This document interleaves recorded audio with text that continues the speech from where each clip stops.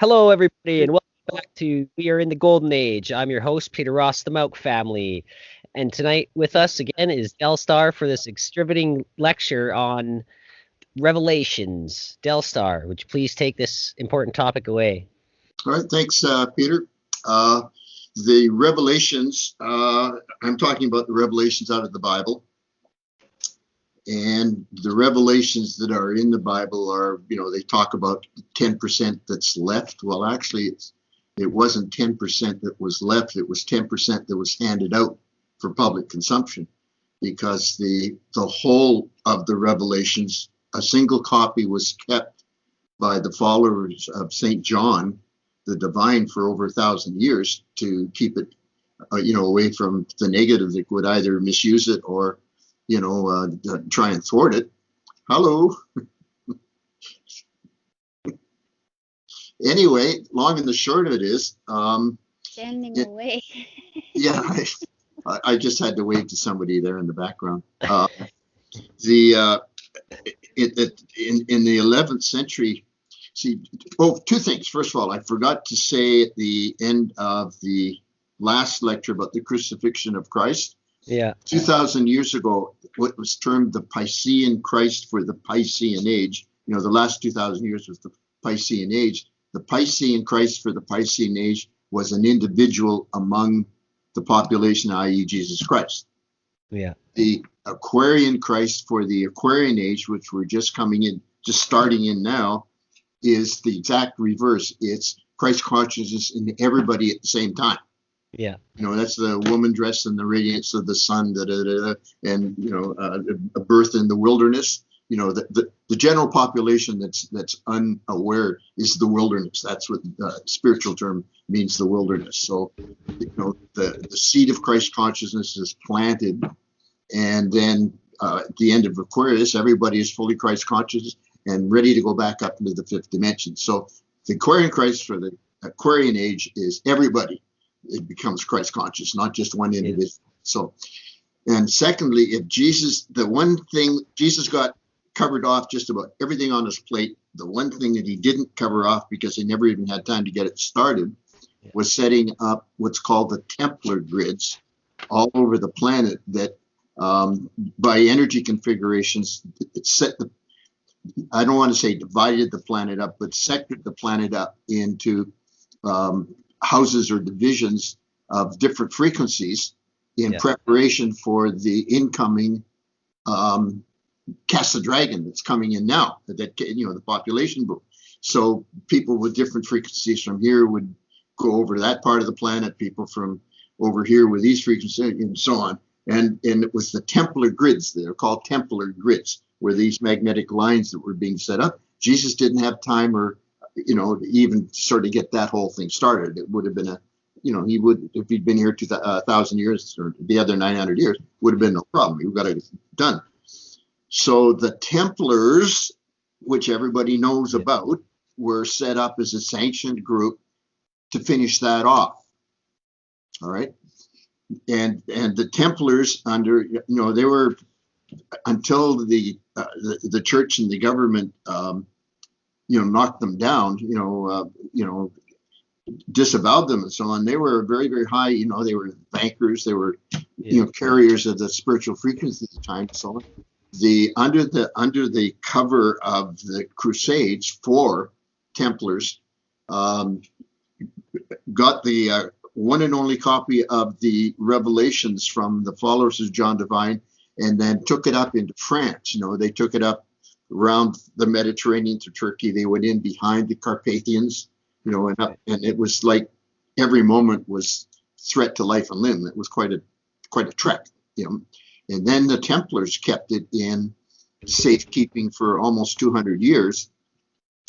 And then in the 13th century, towards the end of the 13th century, a very large fleet of the remaining true Templars, 500 true Templars and their families, sailed to what is now Nova Scotia, and it was a Scottish command. Everybody, people that are reading this kind of stuff know about Sinclair was the captain, of the fleet and so on, and it was Italian sail.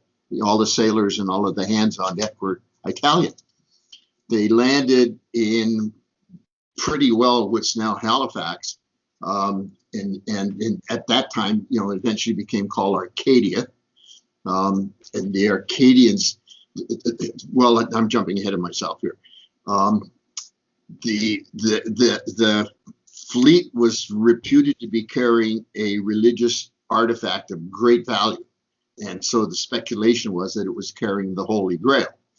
But we haven't done the Holy Grail yet. The Fountain of Youth and so on. The Holy Grail is a cup, magical cup and so on. It's an energy principle inside of yourself through the cubistic system, which we'll do on another day. Anyway, it was actually carrying the one and only full copy of the Revelations.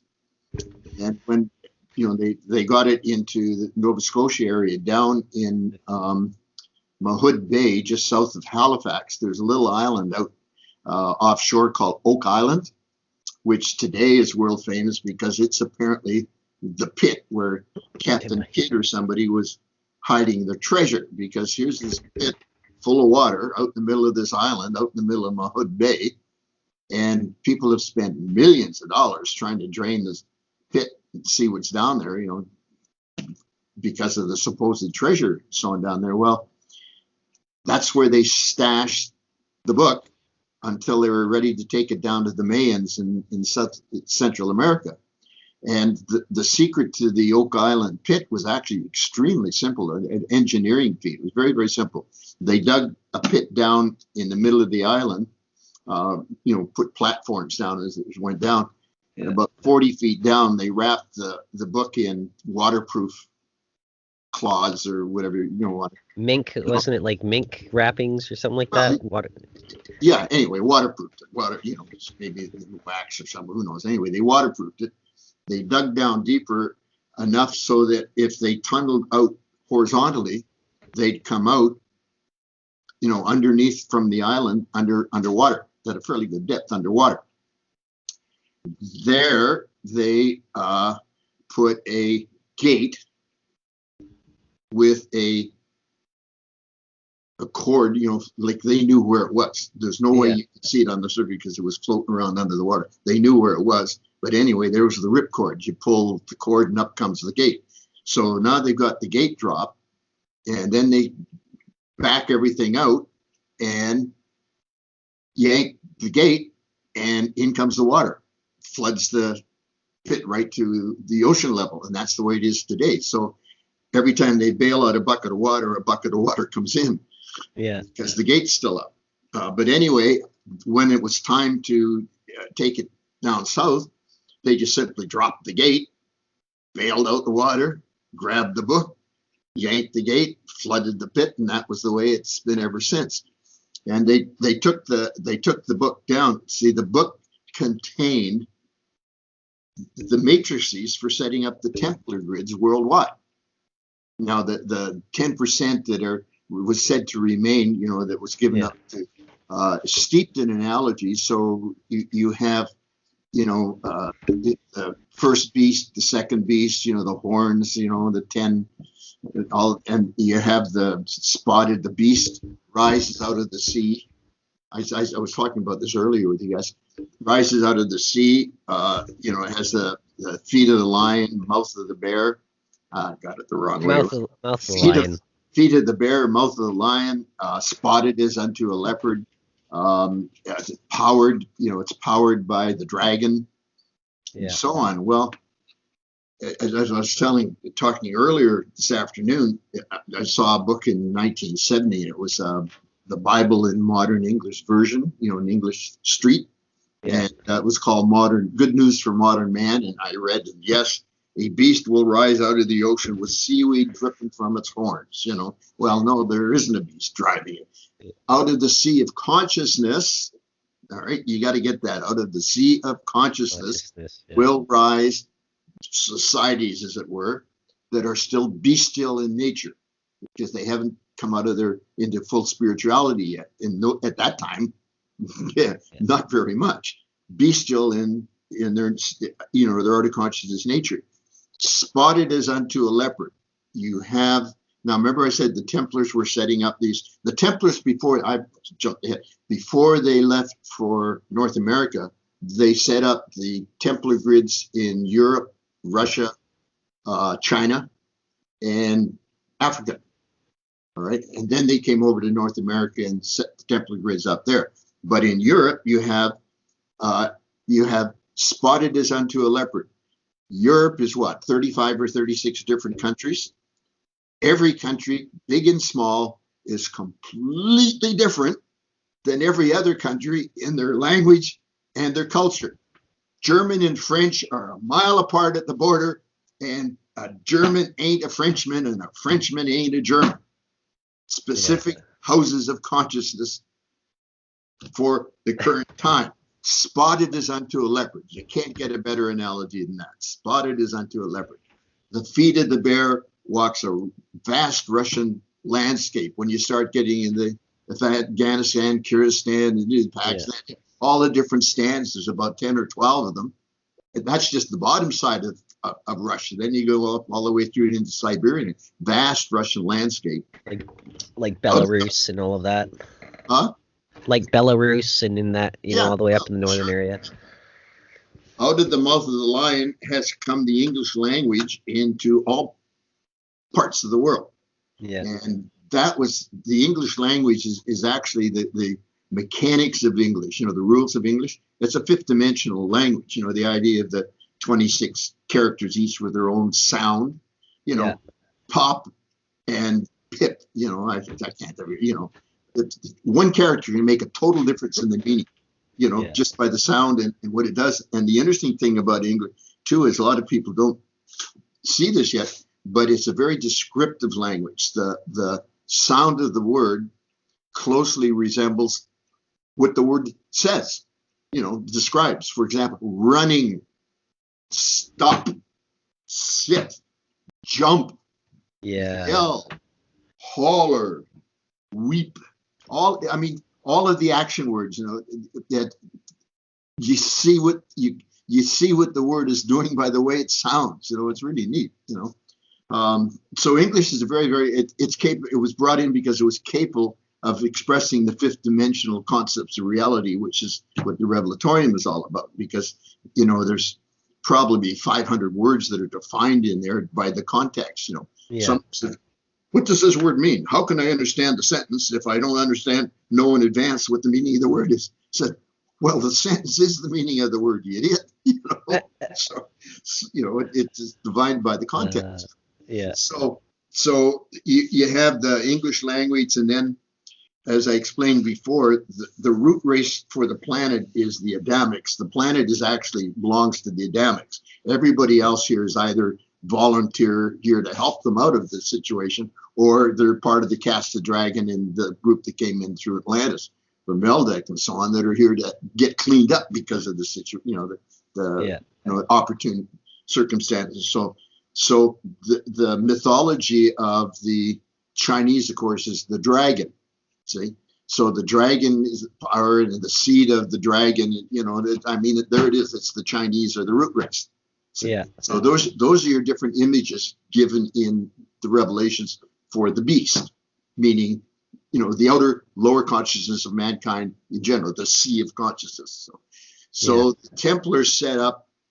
Marco Polo did the sail into China, took the matrix into China and so on, and David Livingstone, the explorer, so-called, Dr. Livingstone, went into Africa at the end of the 1700s or 1800s and so on, and set up the Templar grids for the African continent.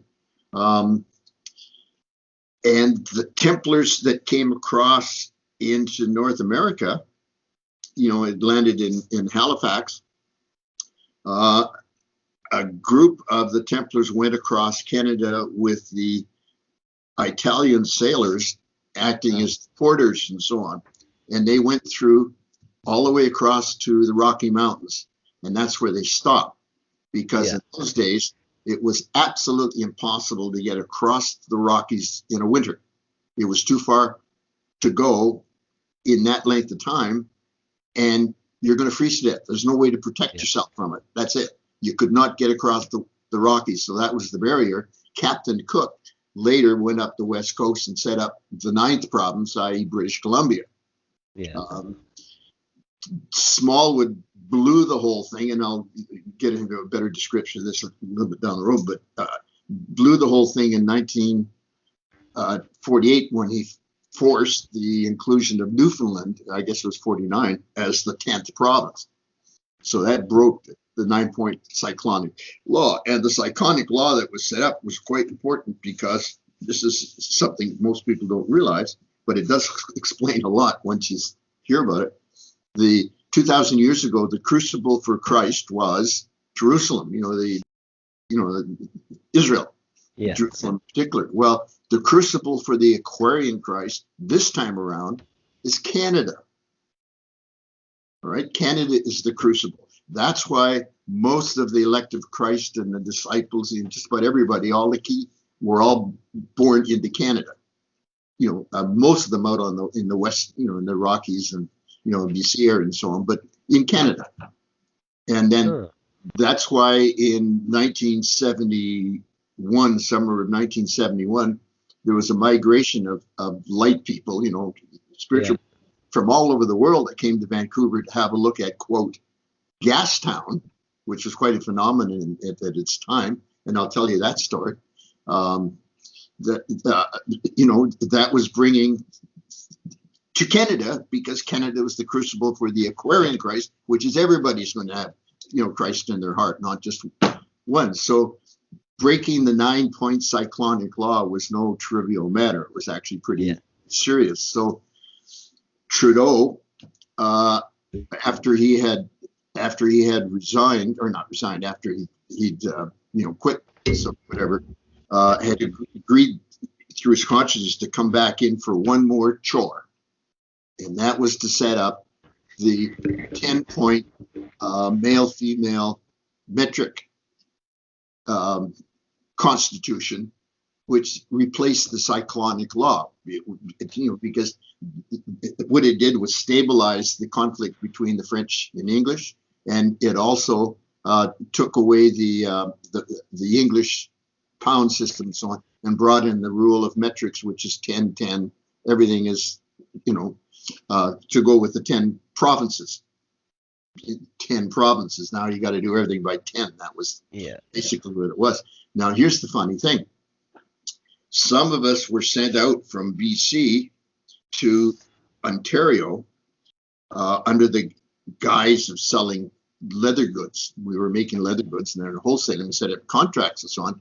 We covered every nook and cranny of Ontario, except I'm just trying to think, where didn't we get? We even got like St. Catharines down that way. We got all the way up to, there's a pocket of farming land just north of Sudbury. You go up quite a bit, up into Timmins, we're over, we did the whole entire province, nook and cranny, the whole over about a 6-week period. And it was a huge cost and so on. We weren't making hardly any sales. Why are we doing this? Well, why we were doing it was because when Trudeau was reelected again as now the prime minister, 90% of the vote came in from Ontario. And then he did his constitution.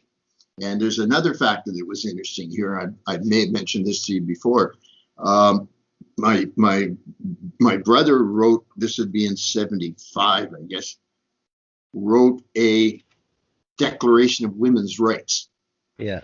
And it was sent to Jack Lalonde, who was Pierre Trudeau's secretary at the time.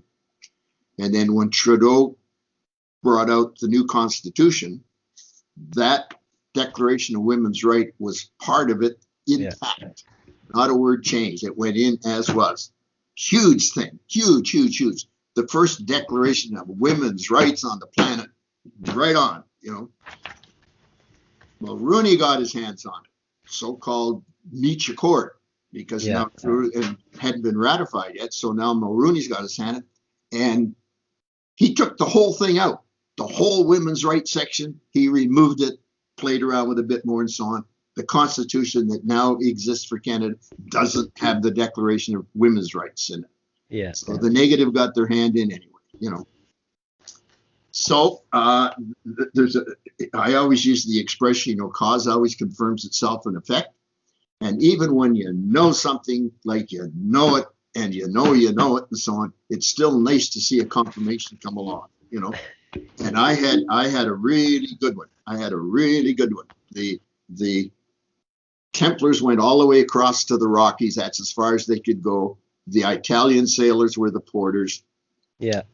In and this stuff was all written in the early, like we'll call it 2002, 2003. You know, this part of the Revelatorium was all put together. And in, I guess it would be 2012, I was introduced to a lady in the outskirts, you know, the western outskirts of Ottawa, where I was living at the time. She was in her, you know, mid 84, 85, something like that.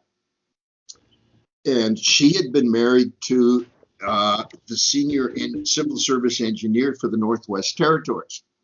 And for 30 years, they lived up in, you know, basically the Northwest Territories, and they did highways, bridges, you know, that kind of stuff. Yeah. And out of the blue one day, just absolutely out of the blue, she said, and there was a really odd situation up there. She said, there's a tribe of Indians up in the very, very Northwest Territories, Yeah. that are decidedly Italian. Said, how could there be Italian-looking Indians up in the Northwest Alberta? Well, that's where they stopped. They couldn't go across the mountains. Well, we might as well just settle down. These girls aren't that bad looking, you know. So that's how there's a tribe of Italian-looking Indians up in Northwest Territories. So I say, out of the clear blue, there's perfect confirmation of it, because she knew nothing about this. Absolutely no reason to, you know, and she just popped it out, you know. So now the remaining part of the Revelations, you know, Templar part of the Revelation song, was retrieved out of Oak Island and taken down the coast into the Mayans in well, it would be probably I don't know, Honduras, not that area anyway, you know, where the Mayans were. And it got absorbed into the, you know, it was taken out of the Revelations and put into the back of the Mayan stuff for safekeeping. And then the only original copy of the Revelations was destroyed so that the negative couldn't do anything with it. Yeah. With the Mayans, through the help of the Cherokee, who were a very, very spiritual group at the time, they went out into North America and set up what they call these little mounds. You know, there's these little pyramid mounds all over North America. Nobody could figure out where they were. Well, those are the markers for the Templar grids for the 48 states of the Union below the 49th parallel. And then Alaska came in as the 49th. Now, why was there 48 states and the 49th up there? Well, if you take 7 super universes and you take 7 dimensions in each super universe, you have 7 times 7 is 49 different energy levels of the 4th dimension. So North America was actually, you know, the United States of a miracle. By the way, I'll explain that in a minute. There you go. Yeah. Oh, I'll screen share it. It's easier. Yeah. The founding fathers were adept Masons. Everybody thinks that, like, Masons today was hijacked. You know, it was hijacked in England in the mid 1800s, and then Pike over in North America became the North American arm, and this is the Illuminati and now the Deep State and all that crap. But it's the Masonic order stolen 100%. You know, and made their own. That's why the seeing eye.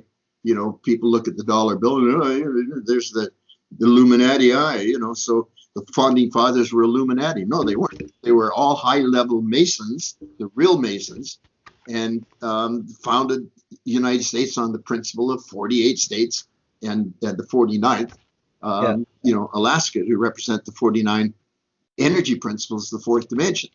and it was called the United States of America because the Constitution and the Bill of Rights and so on was the first. See, mankind went into the third dimension 3.5 million years ago, and I mean they were like way lower than Pithecanthropus. What is the word? Pithecanthropus rex or something like that. Before the Cro-Magnons. Before the Neanderthals, and then before them, see Lucy and so on. That was pretty. That was just a step up from animal. Then during the Dalmatia Center, 750,000 years, the Pithecanthropus. No, there was before that. The Dalmatian Center brought in the Neanderthal life stream, and then 250,000 years ago, during the Lemurian era, the Cro-Magnon life stream was brought in, and there's still Cro-Magnons around today. And I mean, these aren't like ape-like people. They're actually fairly spiritual, but they're slave to survival rather than to conceptual. Yeah. To a point, we're slave to conceptual. They were slave to survival. I mean, that's all they did was hunt and fish. But if you go into the bush area of New Guinea, the bushman with the bones in the nose, that slanted forehead, and that type, there's a distinct look. The Aborigines, the original Aborigines in Australia, had the same look. And Papua New Guinea, deep into the woods there, those are still remnants, and there's still some in parts of Mexico and South America. They had that look. Those are the Cro-Magnons, nice people, but not spiritual, inquisiting. There's the 7 sub-octaves of the chord. Yeah, there's the 7. Yeah, you can see there's the 7 octaves of in the fourth dimension, representing the 7 super universes. Yeah. And there's another one, if you can bring it up, that depicts, this is in the intelligent design and creation stuff.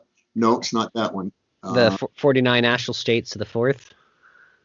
Oh yeah, I'm sorry, it is. There you go. That's the 49 octaves, the different octaves. Yeah, if you go around the outside,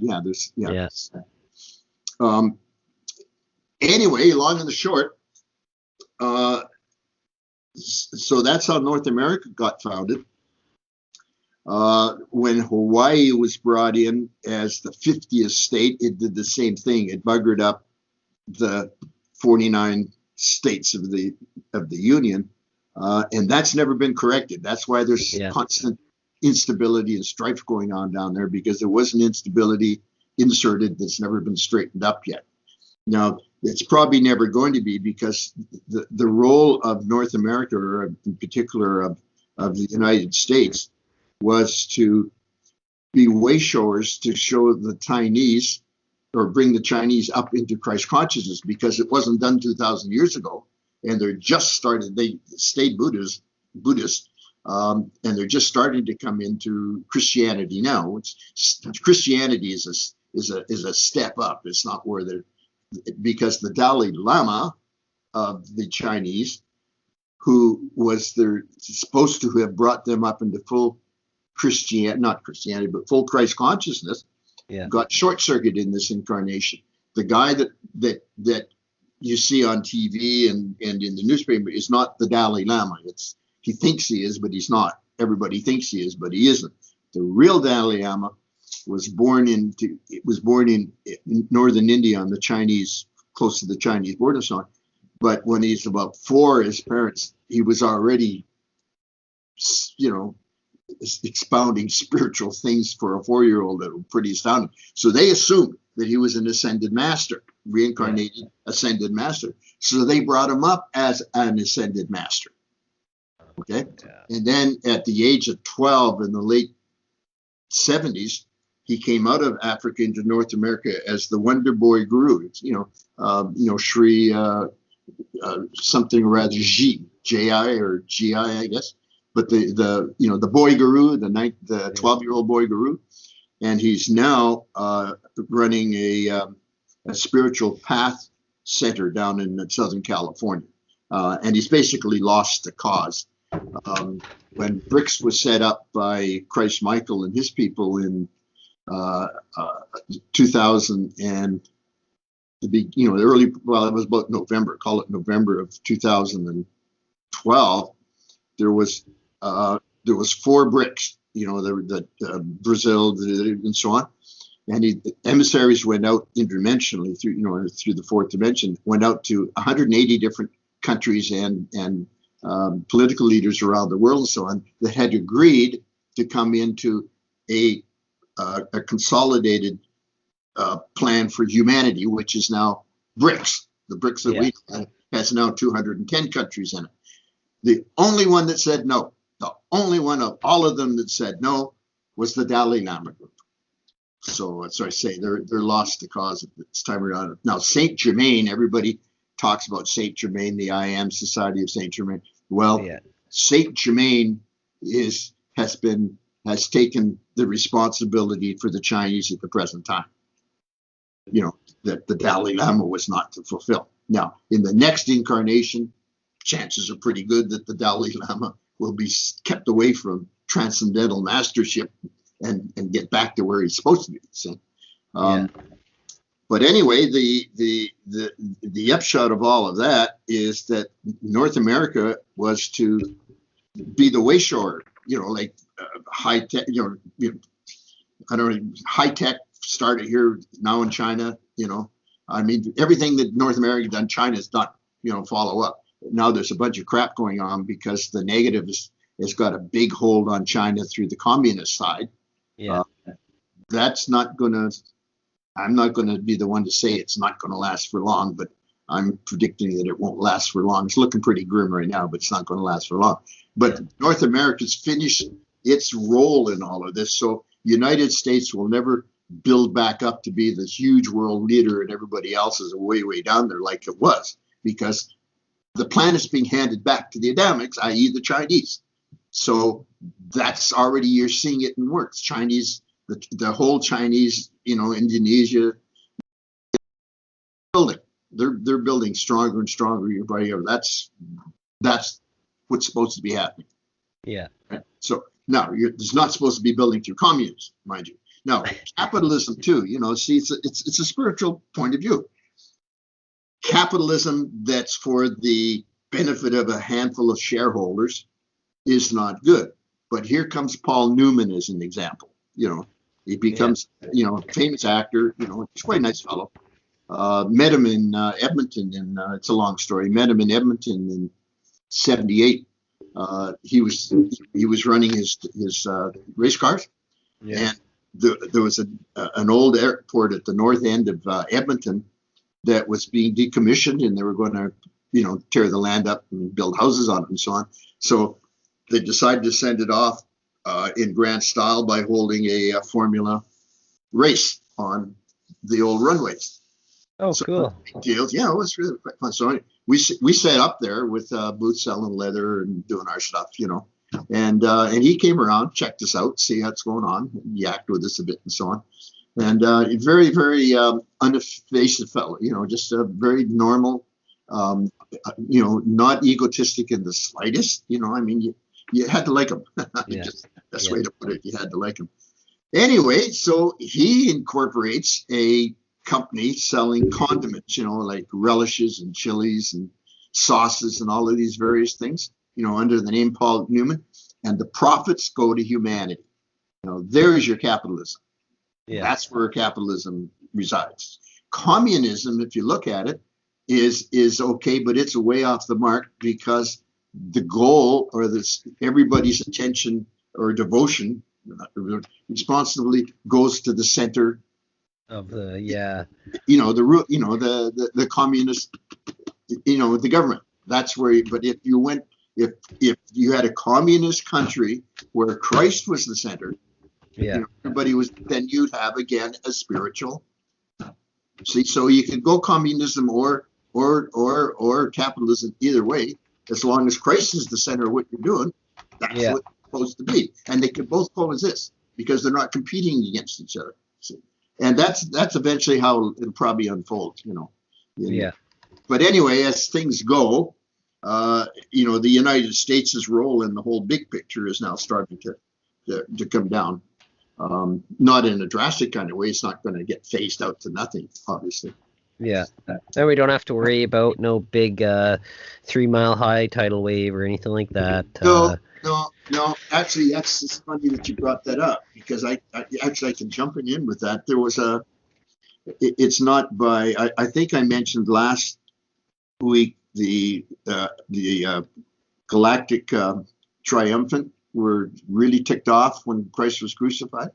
Yeah. So there was the first all the way through the 60s and 70s. Anybody that was in a spiritual knows to the spirituality of things, even at the slightest, were hearing the rumors that the West Coast was going to fall off in the early 90s. And you still get that today. Huh? Well, you still get that today. Yeah. Today. You still get a bit of that. Actually, you do. That was a real. That was. I even know people in Vancouver. I mean, it's kind of silly in a way, but they used to meet at somebody's house, like you guys are meeting. You're a little bit ahead of these guys, but they'd meet and they were working out, what kind of a bunker they're going to build on the side of the mountain, how thick the door had to be, and I mean, they're working out these kind of details against the West Coast falling off. We actually moved out of Vancouver in 72 into Alberta, into Calgary, because of the risk. I mean, we literally moved out of Vancouver because there was a risk. But what happened is that when the Grand Alliance came along in 82, which was a very major confluence of planetary perfect kind of alignment and so on, those energies were met. Consciousness, at the beginning of the 70s, consciousness was not very high on a global scale, all right, because of the huge acceptance of the energies coming in of the population and the elect of Christ helping, because they were carrying most of the load. When the Grand Alliance came in, it was accepted stably in consciousness. I can give you an example of unstable and stable acceptance of an energy induction. Now, this one was not a whatever the word is, a catastrophic unacceptance or inability to hold the energy, but it gives you an example. This is again one of these night experiences. I said a friend in Uganda calls them nocturnals. Yeah. I call them dream state. Because it's lucid dreaming. You're doing stuff in the fourth dimension when you're doing lucid dreaming, basically. But anyway, I was dreaming away, and this would be BC. Vancouver has very large ferry boats that head out of Horseshoe Bay and go across to Nanaimo, and another out of Taiwan, Tawasin down at the south end of Vancouver, go across over into the islands into Victoria. Well, these big boats coming out of Horseshoe Bay into Nanaimo and coming back come into this tight little Horseshoe Bay harbor, and then putt, putt, putt, putt, and then bump up against the dock and everybody gets out. Well, the dream state was this boat's coming in hot. No, it's coming in hot. It's coming in bang. It didn't blow up the town or anything, but it damaged the wharf. It came in hot. Took that to be, when I woke up, that an induction had just come in that wasn't grabbed properly. It was grabbed okay to do, but it wasn't grabbed properly. That was what the boat coming in hot was representing. So that kind of stuff. Anyway, the Grand Alliance was met properly, and then in '88, in the Melchizedek worlds of the Magellanic Clouds, there was a twin core supernova, very unusual, which means that there was two stars that were circling each other. Yeah. Like a binary star, and they both went supernova. All right. Wow. And those frequencies were the initial frequencies for the age of Aquarius. That's when the Piscean age didn't end there, but that's when the transition of frequencies, and then Piscean age actually ended in May of 2014. And I mentioned this maybe last week and so on. The 60s, the stage production Hair. And had really, really good song, The Age of Aquarius, and when the moon is in the seventh house and Jupiter aligns with Mars and so on. That was in 66? Something like that. Yeah, back then anyway. But May of 2014 is when that astrology moment occurred. That was it. That was now that was the point when Pisces is no, the frequencies of Pisces are now done. We're now officially into the age of Aquarius. So um, the the the thing about the Templars, again, after the Templars had the crew, call it crew, that had gone down into the Middle Americas and so on, moved up into Louisiana, into the bayous of Louisiana. When the English came into Arcadia, which was then Nova Scotia, and drove the French out, who had it first, they went down into Louisiana because there was already a startup down there with the Templars and so on, and they became the Acadians. Now the Acadians are now called the Cajuns. Isn't that nice? The Cajuns. They were the original. That's why they're all French. The French are in the bayous, Louisiana. They were the Acadians that were driven out of Nova Scotia and became the Cajuns. Yeah. So this stuff all kind of wraps up, all the way along, Um, and I'm just, I don't know if there's anything else. It'll be like next week. I'll think of things afterwards.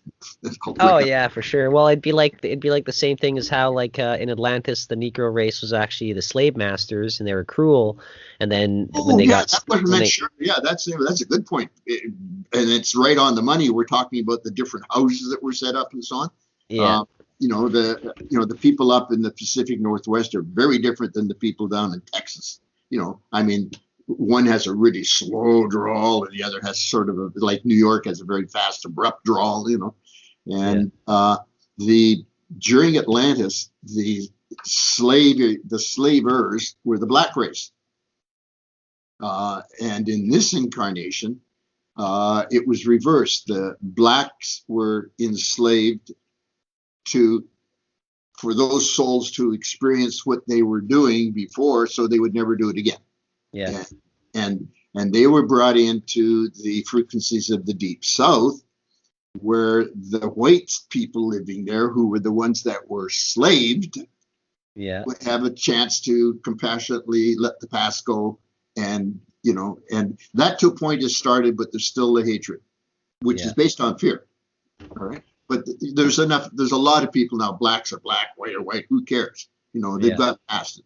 That's what that whole setup down there was for, was the blacks would be brought into there. The whites that were enslaved during Atlantis would be there to have the opportunity to come up out of their piss off for being enslaved, Yeah, exactly. So, now oh, you go. Oh, I was going to say the interesting thing when I mentioned that, Christ Michael sent out 180 emissaries. Yeah. And this just gives you an idea. This is going on like under everybody's nose, in the third dimension, who knows, but in the fourth dimension, big thing. As we speak, people watching this show, there's the chances are good there's stuff going on in your higher fourth dimension that you're not being brought into yet because you're not ready yet. But there was an East Indian restaurant in the market area downtown of Ottawa, and just around about that time, a really neat, she may have been a university student, 18 or 19, Pakistani girl started working there as a waitress. Well, after everybody had gone out and done their visits and so on, I did the Dalai Lama group. Nice. I'm the one that got rejected in my face. Also, she popped up. He says, "I did Pakistan." Oh, bingo! Bingo. So, that's good. Yeah. So. Excellent. I didn't. I don't know if I mentioned it to you personally or I mentioned it in the lecture last week. This is again how. This is for the radionic ships. This is a key story for the radionic ships. I don't want to spoil that. Yeah, don't be spoiler alert. Yeah, spoiler. No, I'll keep that one out. So. Yeah, it was it says here about the conquistadors arrived in the Americas during the 1500s. So like that for the Revelation mission was already well in motion. No. Just say, because I'm in Revelations right now. Uh, it says, by the time the church-driven conquistadors arrived in the Americas during the 1500s, first part of the Revelation mission was already well in motion. Oh yeah, of course, big part coming up, big part. The Templar grids was only a part of the Revelations.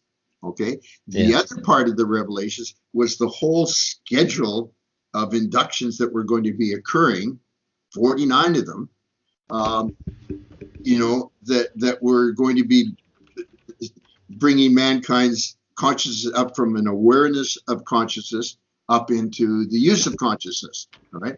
And that started the very first one of those. Now they were fixed to the Mayan calendar. They became the Mayan prophecy, the Mayan houses, all those kind of things.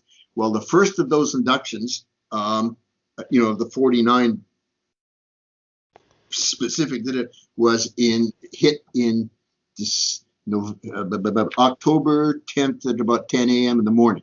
There was a suddenly fairly pronounced frequency hit. Yeah. So, and then all of a sudden, you got folk singing rattling away. I don't rattle away; they were good. Let's take that back completely. But folk singing away.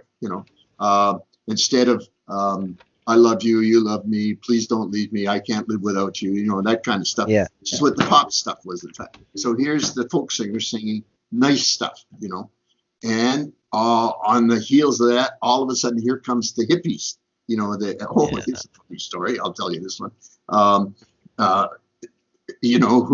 Who were now aware of consciousness. Okay. Yeah.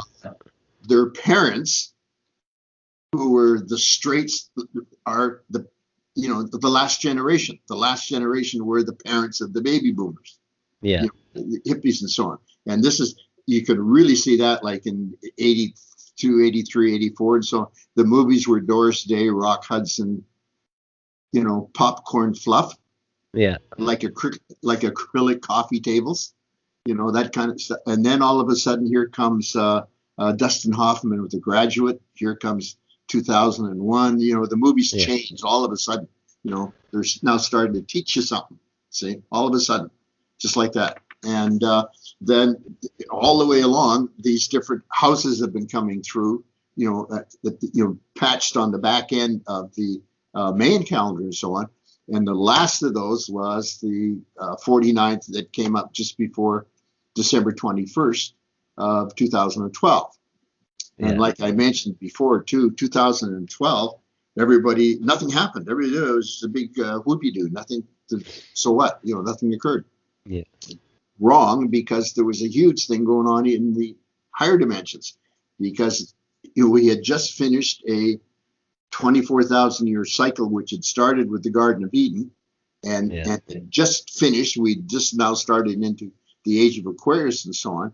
And it was like New Year's Eve, see, on Earth, 1 second before 12 is still last year. 1 second after 12 is the new year. Yeah. The Piscean age took from 88 all the way through to 2014 to phase out and Aquarius phase in. There's a gap there, see? But the 24,000 year cycle is like New Year's Eve in Times Square. 2012 was the end of the old and the beginning of the new. And I was in Ottawa, so at 10 o'clock in the evening, a huge, big interdimensional cheer went up. You could literally see the hats going into the air, the new day or the new age has started. So.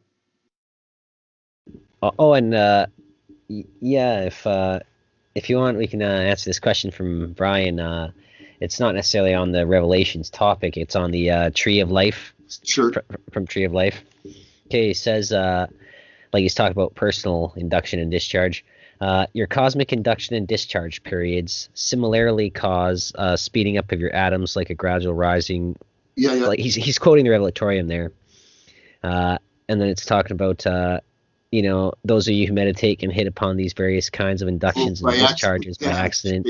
Yeah. And he says his question is, trying to do it again, it never happens. Yeah, and his question is, I've had this countless of times. How do you figure out when the induction or discharge sweet spots are? there is a rule. I used to know it back in the early 70s, but it's long. I never retained that information, so I can't tell you what the rule is for doing it. But it's really simple. If you can sort of keep track, do what McDonald Brothers did. How McDonald's got going with its magic formula. If you didn't have to come in and wait for your hamburger, they kept a record of who came in and who bought what time it was. So before long, they could say it's 10 minutes after 4. We're going to have to make 15 hamburgers and 16 milkshakes. And sure enough, within 5 minutes, they'd be gone. See, and that's how they were. They kept a record. So if you can keep track of when, there'd be one during the day and one during the night, because there's 12 hours apart. Your induction and discharge are 12 hours apart. But if you can keep track of when you suddenly feel that, the music of the sphere is getting louder. Yeah. The buzzing in your head suddenly rises. At night you can notice it because your other senses are more shut down. But you'll feel a sudden rising of, your atoms spin up, in your neurons, your atoms spin up. And then it wanes after about 4 or 5 minutes. If you can keep track of that, well, then you've got your induction time. Yeah. Now, it's not pinned to the hours of the day. It's pinned to the cosmos. So the hour of the day is going to be 100% dependent on where you're living, Yeah, for sure. If you're out in Nova Scotia and you say, oh, well, now I know that my induction is at 11 in the morning and discharge is at 11 at night. Now I moved to Vancouver. I said, oh, holy mackerel, it's 5 in the morning and, what's going on? Well, it's tied to the cup. See, what happens is as soon as you come out of the womb, your higher consciousness smacks your outer consciousness into awareness. That's when you wake up. You've been kicking and stuff, and to a certain extent, your higher consciousness has been communicating with the mother during the time of the womb. So, but that's when your outer ego is snapped awake. All right. At that exact instant, it fuses with the frequencies of that very instant, and that's your cosmic induction time, and 12 hours later, your cosmic discharge time. Yeah. And that's with you for life. You're fused at that instant to that specific frequency. For your whole time of your life, too. Yeah. And not just 100 years. I mean, like the whole 1,000-year period that you should be an avatar for. 1,000-year incarnation, it would be for the 1,000 years, but forever, how long you... That's why I usually say when people are like, "Oh, I'm 60," I reply to them, "Oh, you're only 6%." You're only 6% there, 10%. Yeah. Well, I'm 150 years old. Well, not bad, but you still got 5 times more to go. Yeah. Oh, wow, you're 15%. People read you talked about, somebody said something about the Bible, all of the horrible thing.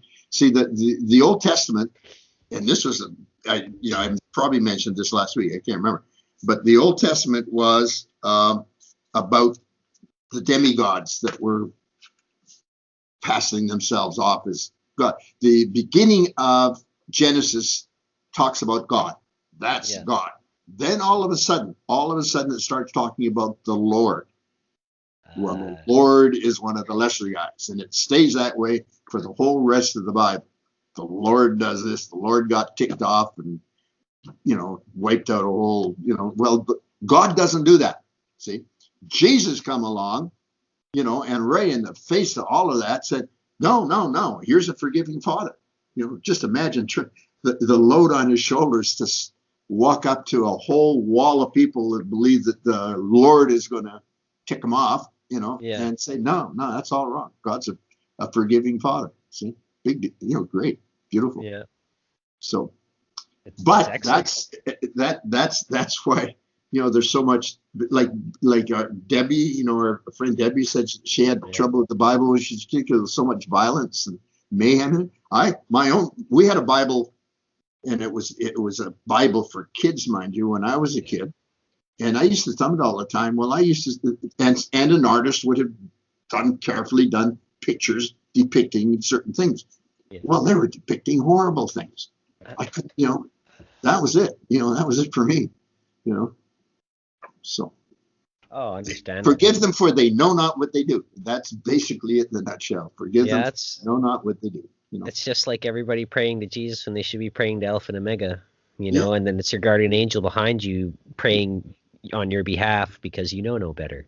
Yeah. Yeah. Yeah. Yeah. Oh yeah, it's everywhere, and with Revelatorium understandings, you start noticing it everywhere, and Yeah. the proof Yeah. of the design, Well, in the world, but not of it. By the way, this is a good point to keep in mind. Any of you people that are having a tough time, and most people are having a tough time, one way or the other, in the world, but not of it. In the yeah, world, not of it. You're in the world, but not of it. Don't get hung up on the things of the world because you're in the world, but you're not no, of it, yeah, unless you choose to be. And if you choose to be, boo-hoo for you. yeah. The You're on. animal matrix are of If the you world. choose to be, you're on. So, Yeah, but animal you're in matrix the is of. world, but not of it. That's a whole key thing. I mean, that was one of the things that we were really taught, really hardcore, right at the beginning of this stuff in 1971 on was you're in the world, but not of it. Don't get caught up in it. Yeah, yeah. Don't get caught up in the animal matrix Yeah. Well, because that's pretty much of the world, right? Because it and comes the, from and this. the mentalized delusion. Because don't forget, as above, so below. No point. But this whole stuff that we've got going on, this duality, none of that exists in the fifth dimension at all. Absolutely zero. And it can't go up into the fifth dimension. That's what 2,000 years from now is the final judgment. Capricorn is the gate of life, gate of death. You're going to be looked at. Do you still have any of this duality crap? Then you're going to go off to, planet, Pythagoras, whatever it is, out in that galaxy. You got another cycle incarnations to go through until you get rid of it. Yeah, You won't go up into the fifth dimension if you have imperfection. yeah, Fifth dimension principle is perfection. That's the principle of the fifth dimension. yeah. And don't they The they reckon? five-sided star. See, everybody there's pentagram. Oh, there was the Satan guys in it. Well, they hijacked that too. They hijacked everything. The pentagram is it represents the perfection of the five-sided perfection of the fifth dimension. Is Yeah, what it really does. So you can't get up into the fifth dimension. That's what the Luciferians were doing. They were forcing themselves through this bag of tricks they were using to get back up into the fifth dimension as a standalone outer ego consciousness, a self-will rebellion, because self is the outer ego, self-will rebellion, the cosmic overplus, as demigods, free from the responsibilities to creation. yeah. Well, that caused some problems. Those are ended. We're in the cleanup and the aftermath. How are you doing? Oh, it Yeah, seems to be doing pretty good. Revelatorium is, yeah, I can feel it digesting into the consciousness, and yeah. And uh, I've noticed a lot of people and stuff, like the more and more we do this, I've noticed even through like the news, like the suppressed news sites, stuff like that, more and more, like usually when they talk about it, it would just be so glib and very not much, but now it's being expanded more, and we're hearing well, more and more of that. it was also impressed to us, and I've tried to impress it as much as I can through the Revelatorium, is that you have to clean up your own conditions because you caused your own conditions. Yeah, Creators responsible for their creation, good or bad, as long as it exists. See, that's the rule of karma too. There is no karma, out there in a record book or them. You're responsible for what your creation, as long as it exists. yeah, But your condition, everybody prays to God or to Jesus to come along and take away their headaches. Yeah, well, that ain't going to happen. You have to clean up your own. Now, you can be given all kinds of help and guidance and so on. The Revelatorium is there for that. All kinds of help. But the Revelatorium is not going to clear up your conditions. Don't ever make that mistake. You're going to clean them up. It's like Jesus 2,000 years ago. The people that followed Jesus because he was this wonderful man, so ended up with the same conditions. But the people that listened to him and did what he said you should do, if you want to, be faithful to your father and so on, and everyone, those conditions were gone. yeah, You know, indeed. Yeah, it's all there. Jesus said, "Go forth and sin no more." Well, some people did, and some people didn't. Yeah. See, and that's why everybody says, "Oh, karma's a bitch," but actually, it's free will is the bitch because it's karma's just a correction, or karma is just the correction of error, really, essentially cause effect.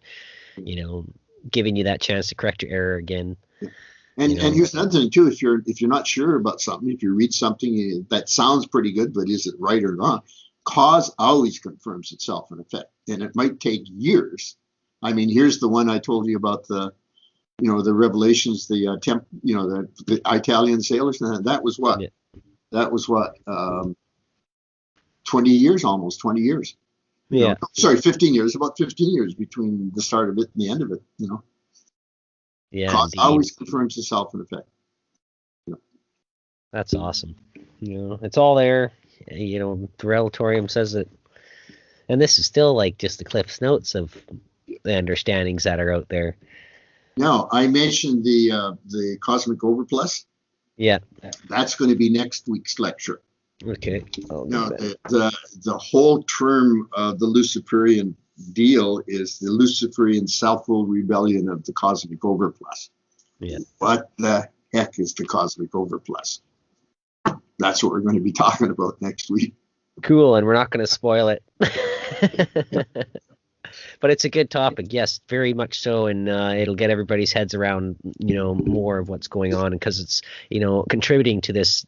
I'm not going to say much about it, but just specifically to this local universe. Now, the Cosmic Overplus is not bad. Don't get that. It's good, but it got very badly misused. Yeah. Very badly. Just like X Factor, them trying to do it. No, after the Cosmic Overplus, the next lecture, I think it'll just fall in line, is the Luciferian Rebellion. That's good. Cosmic Overplus. Yeah. And then the following of that will be probably the aftermath of the rebellion, which we're into now. That might not have enough info to be a whole lecture, but the Army of Christ, if I put the two together, which is part of today, that's probably what the next lecture after that's going to be. So it's almost like a sequence. Yeah, no, that's a good sequence to follow it, because it's all tied in together, and it'll be easier for everybody to digest. And luckily we only do it once a week, so they have enough time to digest. And it is a lot, and what we talk about on the discussion here is still only a percentage of what's in the stargram. Yeah. So I guess the summary of it all is, the United States was founded by high order Masons, good ones. Yeah. Not the Illuminati. The Templars were sanctioned to put together the magnetic areas around the planet that Christ wasn't able to do 2,000 years ago. That's where they were called the Templars, because setting up the Templar grid was why they were brought into existence to do. And so it goes. So it goes. Out of the sea of consciousness arose a beast. That's the other side. Here's a point I forgot to make too. So, out of the sea of consciousness will rise the first beast. Well, that was your European stuff, the first beast, all right? Then will rise a second beast. Well, that was North and South America having two heads, and so on. And in the likeness and image of the first beast, because the original people, except for the pilgrims, but the first people coming over, the conquistadors, they were just as bad as the guys over in Europe, bestial in their intentions and their manner and so on. I mean, they really brutally treated the Indians badly, Yeah. You can't, boy, Yeah, that was a pretty horrific time. I mean, sure. I can't remember which tribe it was, but they set up a printing press in Fargo, North Dakota, and that freaked everybody out. You can't have these stupid natives being that smart, So they was it the Apache? Huh? Wasn't it the Apache or something like that? Well, it might have been, yeah. Anyway, they had their own printing press set up. I mean, these guys weren't, I can't remember. It was all, and just imagine, you got speak with a forked tongue, ha ha ha, yeah, sure, I'll give you whatever you want. And then as soon as their back is turned, you tear the coat off their back, Yeah. White man speak with a forked tongue. Well, just imagine what kind of guys come over, I mean, imagine what pirates must have been like, just imagine the bikers today are, a lot of the bikers today are the incarnation offspring of those guys. And they're just like, they're like milk paps compared to their original guys. Milk paps are when you tear up bread into little pieces and then pour milk sugar on it. No, boy, those are called milk paps. The bikers today, the bad ones, are about milk paps compared to the pirates of old. Yeah. Oh, And, yeah, for sure. and these guys running around in North America, or you survived by your gun. These weren't nice people. Yeah. So Stuck in crystallization. Huh? They were stuck in crystallization. Yeah. So anyway, the second beast is in the likeness and image of the first beast. Yeah. So. Ah, but we're doing good now. Age of Aquarius and all this coming out. And well, it could have gone two ways. It could have gone worse. Could have gone a bit better even than it now. It could have gone a lot better than it is now, but it could have been so much worse it would be hard to even imagine. Oh yeah, no doubt. I mentioned earlier at one time that there's 27,000 planets in 1,000 galaxies that actually had any kind of a Luciferian contamination take place in the population. Some not very much, but those 27,000 planets in all, most of them are in this galaxy around the Orion and the Draconian. Most of them, that was the big bulk of it.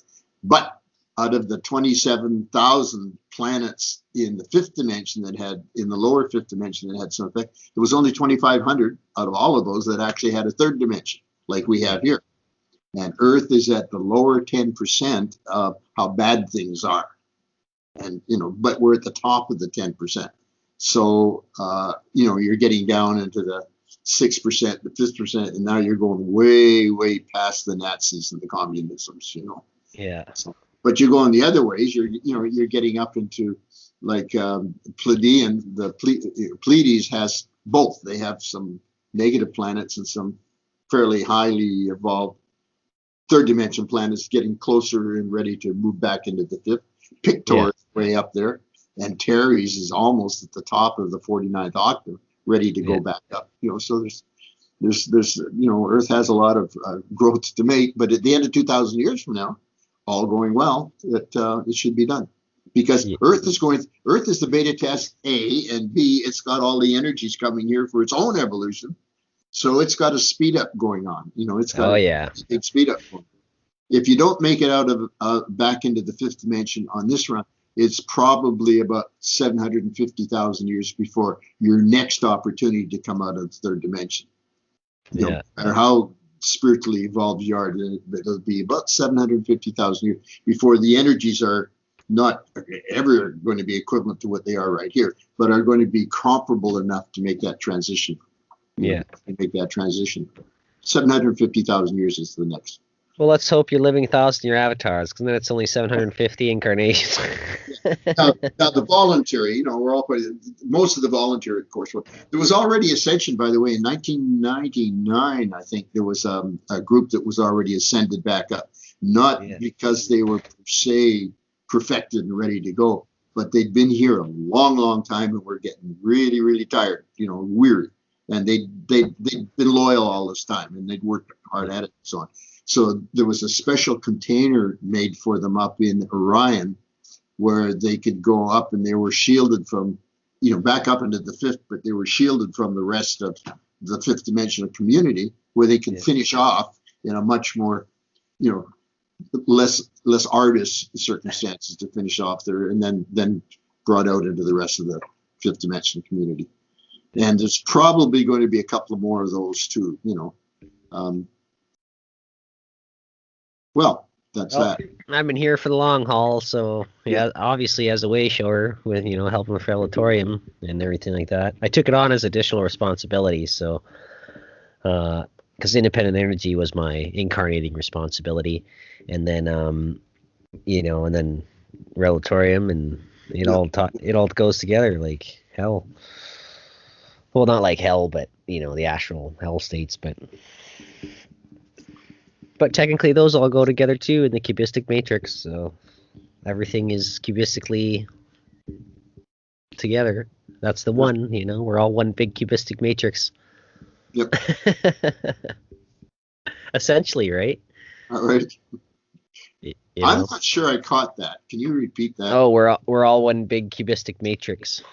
We're all one big cubistic matrix. Yeah. Right, cubistic matrix. picking My up. mic might have been turned.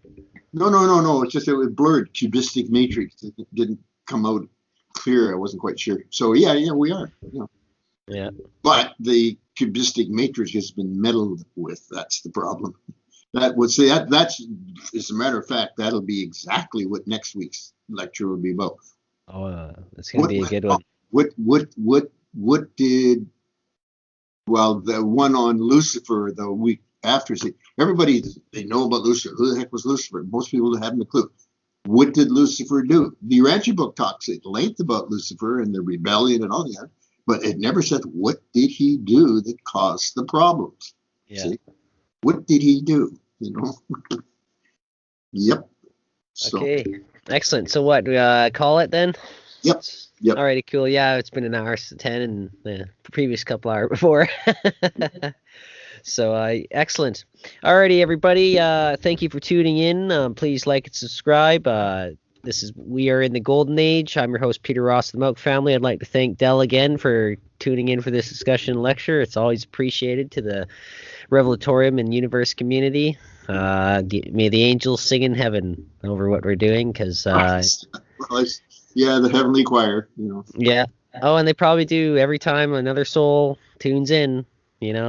It's to the higher understandings and knowledges, and this is still just very, very, very, very, very basic compared to what a standard fifth would know. Yeah. But we got to start somewhere. So definitely appreciate everybody for tuning in. It's the start that's important. Once you start, if you're sincere, there's no end. Yeah, exactly. And unless you start, there'll never be an end. That's the whole point. Exactly. I can't emphasize this enough. Tire kicking doesn't work. You can read 1,000 books and you can remember everything out of 1,000 books. But if you're not sincere, wanting to know the truth so you can be the truth, you're just a tire kicker. You're a spiritual bum. It's called a spiritual bum, and there's a lot of spiritual bums. Yeah. Well, modern religion made a lot of them. Yeah. Modern religious bummery. Yeah. And all right, everybody, thank you for tuning in tonight. Next episode is the Cosmic Overplus, a very important topic. That'll be on next week, Sunday, same time. Looking forward to that discussion as well. It's going to be very excellent, just like all of our discussions, very mind-blowing and lots of information. So I'd like to thank you again, Del, for coming out today. It's always a good pleasure. And coming up today? Yeah, coming out today. And I came out by putting the microphone in front of my screen. You can see me and pulling, not the microphone, the camera, and pulling the microphone off the side of my desk over in front of me. And that's how I came out. Yeah. When this is over, I'm going to go back to be working on the revisions of the books that I'm doing now, which I was doing before this started. So yeah, I just hard thought at work. Funny phrase. It's not like I came across town or in from Toronto or something like that. Yeah. The, Alrighty. Oh, what was that? The earlier series of lectures that were done a couple years ago on that channel, which are up on YouTube. If you do Revelatorium or design creation, you'll pick them up. But they were done in Toronto, so I had to go all the way to Toronto, which is about 115 clicks from here, and then drive all the way back. Here, a lot easier. I don't have to do anything except move my camera off the side and swing my microphone back out of the way. A lot of hard work, to put it all back. Yeah. Oh yeah. Indeed, I like it. Being in the comfort of your own home, right? Yeah. And with you gotta like good Skype. books. I can remember when Windows 97 first came out. That's when they, that Skype was based on technology they had. And I had a friend of mine, he says, you can talk to a friend of yours over in Europe on camera now, Oh, is that so? Somehow it's never buzzed me that that's what I would want to do. And here we are. It's been around for a while. Yeah. And here we are, There it's right in front of the camera again. Yeehaw. Yep. But hey, at least it's for creation, will serving creation, and a lot of exciting things going to be going on here, and it's going to be absolutely amazing. So thank you everybody for tuning in. Please like and subscribe. I'm your host Peter Ross of the Milk Family. This is We Are in the Golden Age. Thank you and have a great night. Thank you Yep. too, And Del. thank you. Appreciate Peace be with you. Love you. Bless. it. Yeah.